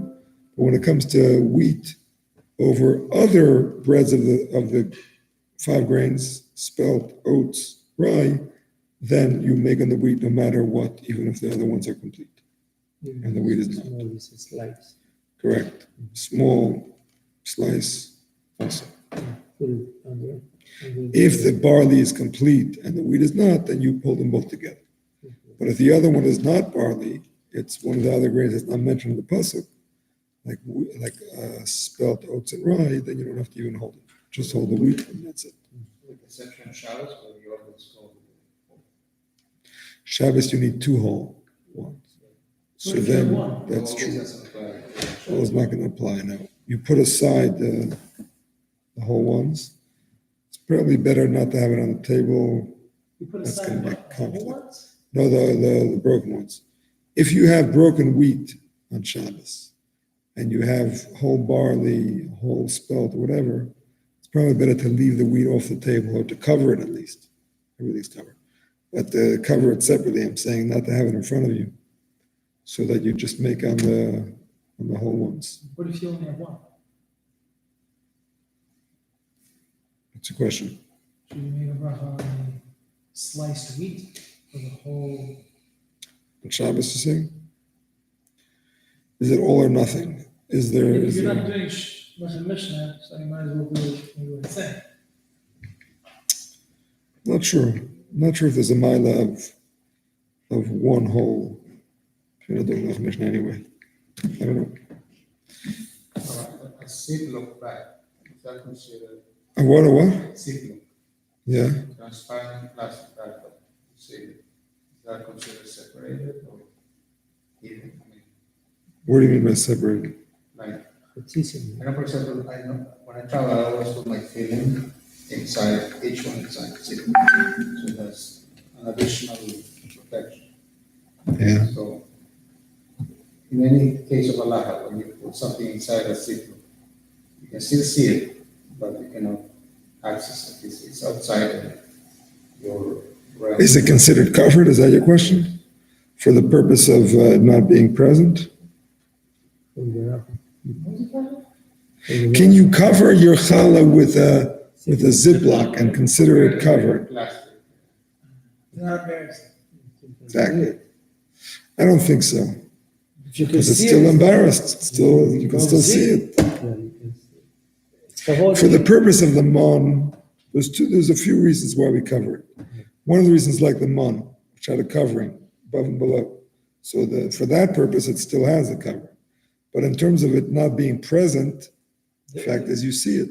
The wine, the kiddush. I don't think it accomplishes Shadi is that asking purpose. something else.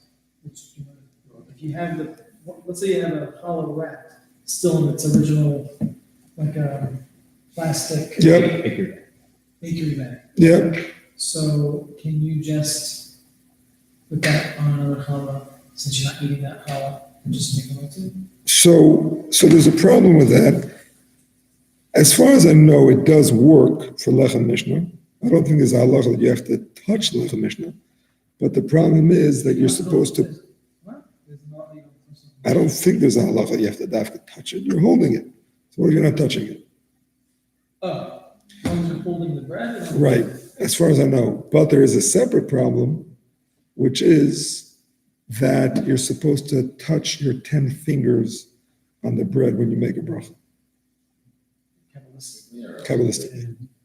10 fingers corresponds to the 10 brachos the 10 words in the Hamotzi, corresponds to the 10 mitzvahs that are associated with bread. It's 10 mitzvahs. There's the Sachrish, B'Shor V'Chamor, there's Leket, Shekapeya, Truma, blah, blah, blah. 10 mitzvahs. There's 10 malachas also. 10 malachas of Shabbos? 10 malachas that to get to. No, there's 11. So the- Siddur to pass is 11.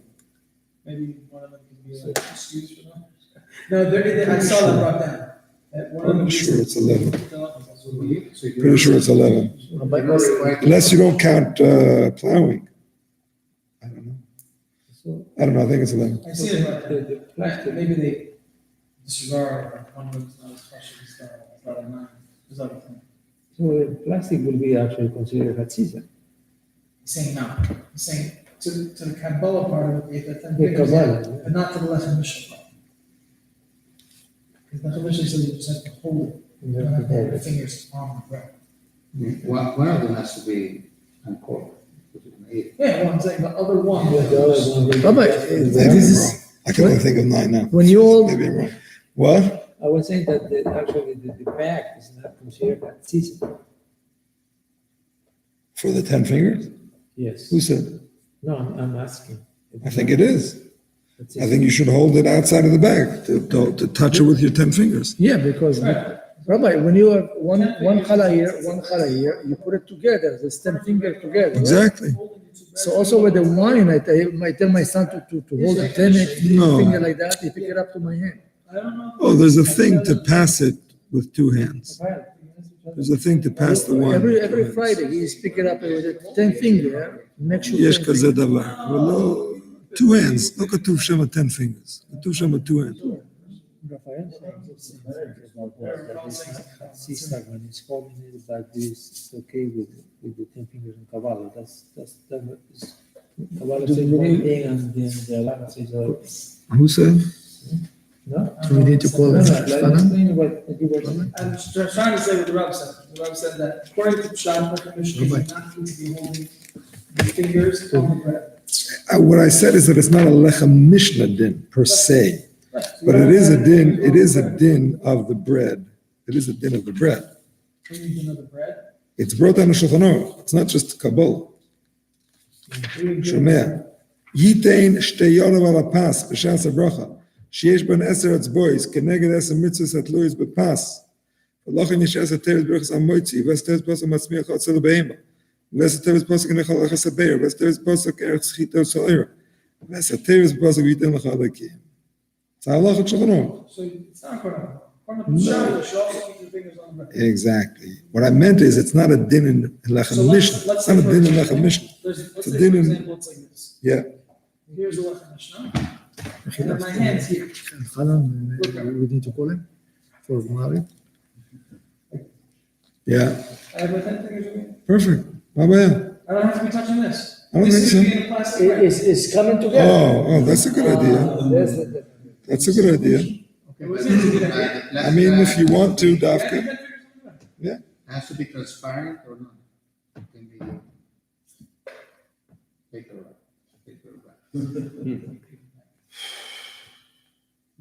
White paper bag. No, I think, I'm just realizing now, I think you're supposed to hold on to both breads. But Laktu Lechem Mishnah, I think Laktu is going on holding it.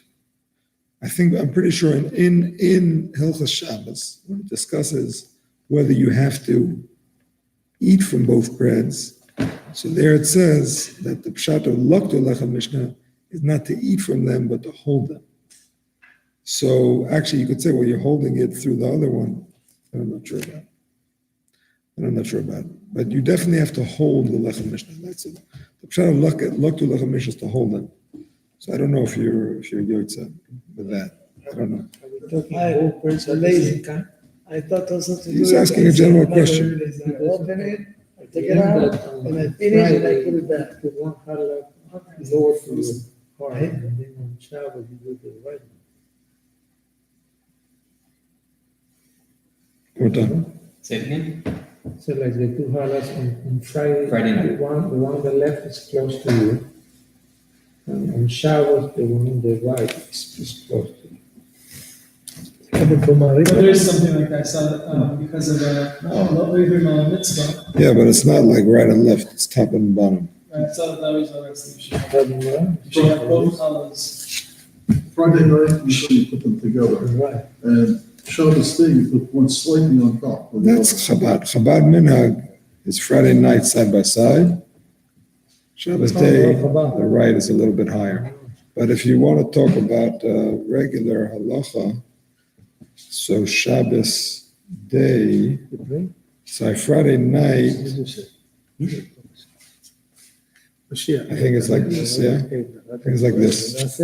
The bottom one is closer to you. I think that's what it is. Like this. Chabad, that's right. No, Chabad side by side Friday night, right one on top Shabbos day. Like sideways? Yeah, sideways, back to back Friday night, So we sideways, back to back. Friday night, So you take front, but- right. But we don't have to bring it closer. It's side by side, Side by side. Shabbos day, the right one is a little bit on top, the right one's a little on top. and that's when you eat. Now, when you have to pick up Lechem Mishnah, do you have to hold it, or you just have to keep it in the air? That was that. Like what you're saying with underneath, you're not touching the second one. Not sure. I think you have to hold them both, but I don't have the proof. I think it's not that there is all it's not that it's just what to answer the question I asked before. That you should have both upwards. Well, This? yeah. Yeah, like this, and just put it together. The front one a little bit closer. The bottom one closer. No, the front, the top one closer. No. I'll explain to you why. You're supposed to eat the bottom one first. Yes. The problem was Ein Mavin Ala Mitzvahs. So how do you eat the Why bottom the one? first? On Something I Shabbat pick is up a different. result, whatever. So because you put the bottom one closer, even though it's bottom, you can have it first. That's all they do. Rabbi, the bottom is on Friday evening, and the Saturday is at the top. Yeah. That's how we do it. Even though the top one is higher, even though the top one is higher, exactly. Yom Two Shishi, top colors. Like this one face up, this one face top. Both for Shabbos day and night. That's what I remember seeing. Which one do you eat? I guess throughout which one do I eat to do it? No, I'm saying, what does that result say? I don't understand. I'll check it out. I think it's Ben Ishkan, probably. According to Kabbalah, you should have 12 colors. Did you say Elchanan is coming? Michal, you saw Elchanan? hi, Rabbeinu, you saw Elchanan?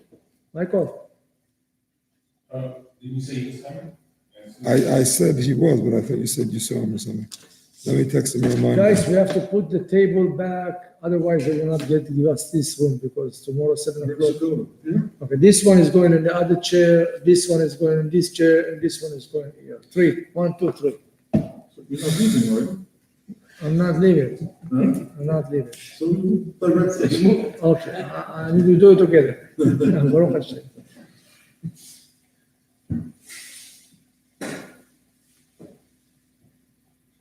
Did you see the barn outside?